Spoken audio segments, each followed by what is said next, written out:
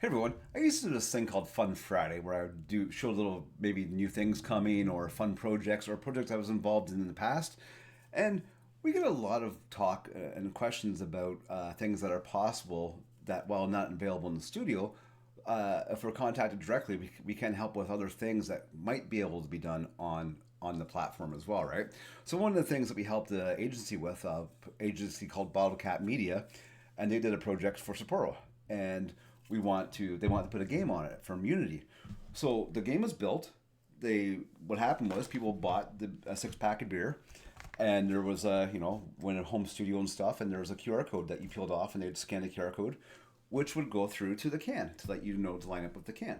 And once they aimed at the can, it would come up with the extra information about what you could do with social media and stuff like that. In this case, I'm just going to go play now. I'm going to go tap to start. We'll just go through and play the game real quick. The game's not live anymore, so I won't actually be able to play the game. So it was you could dodge things that were coming at you, records, and you would get points. And as you gain points, at the end of your run, you could spin a wheel and win actual physical prizes. So that was really cool. It was all done in the browser. They made an alternative plain HTML version. So when we get asked about things that go beyond what WorldCAST can do in the studio, that's really meant for the basics of a lot of things for dipping your toe in the water. It'll work for big projects, and that's the majority of what people are looking for. But if possible, we can do certain things if we deem it to be in the realm of what we offer. For example, we have a deep knowledge of computer vision. I've been doing this since 2011. I've developed a lot of systems, a lot of projects over the years for enterprise and other things. And when we move to the browser, a lot of things, you're already limited by what the browser can do in so many ways, and we're making it do a lot more than what maybe the browser was thought of being done to begin with, in the framework of it, as we all build and grow.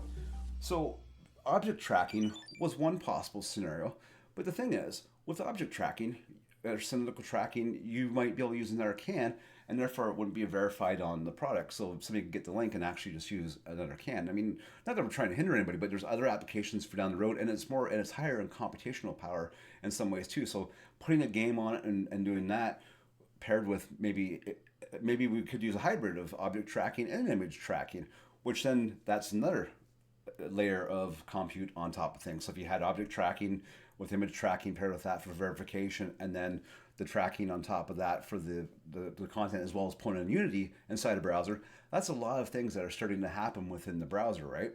So our goal is always to make it as minimal as possible. So this was a game that was hosted on the server, brought into basically, for lack of a better term, an iframe, and we brought the content in. We were able to play it. We assigned the control buttons on screen via JavaScript to bridge between the Unity controls and the physical browser viewport. So if I move the phone around, we'll notice that the arrows are independent of the actual game, right? Now this is a very reflective can. We did go with image tracking with a curved image to match the can, so verification, and for the most part it worked out really, really well, considering it's such a shiny can. So that was that was really to illustrate how strong PrintCast can be for tracking and various things. We look at it this way: if there's a little bit of flutter, it can be compensated for and adjusted. There's different ways of doing it. Especially if you work directly with us, we can help make it a better experience if it's absolutely required. It might not be possible just due to the image itself, depending on what it is. A piece of white paper with a couple black specks on it is not going to really be a good tracking marker for PrintCast. But I wanted to illustrate something that we had a lot of fun doing.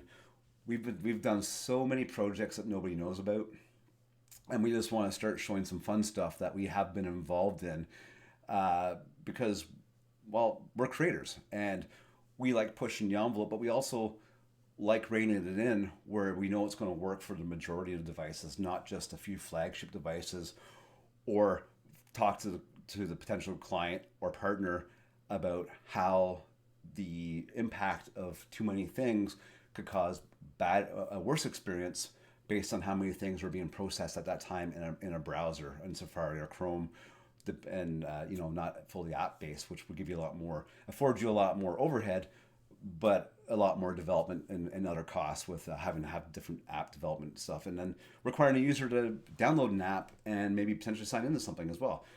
browser-based is the way to go for so many things, especially vice categories such as cannabis and beer, which is really what we have a lot of people starting to use WorldCAST for. So I hope that helps to give you show some fun that we do some other things beside what you see me posting about. Here's how you can do this. Here's how you can do that. You know, this is just to give some more ideas to even reach out and possibly ask us if we could work on help you with a project that you might do that we can do the code on if it makes sense with again. If we can pull it into an iframe, that we're not really going to open up the code base. We are going to open core WorldCAST eventually, and that's something to be excited about as well. So we're going to let people bring in code on top of the modules. We want to build the structure in the basement as sound as possible first. That's what we've worked out years on to make sure that we could have a very solid, robust structure, so that when code is put into it, a lot of the jank has been solved programmatically by our engineers and myself. So, as always, I can't wait to see what you create.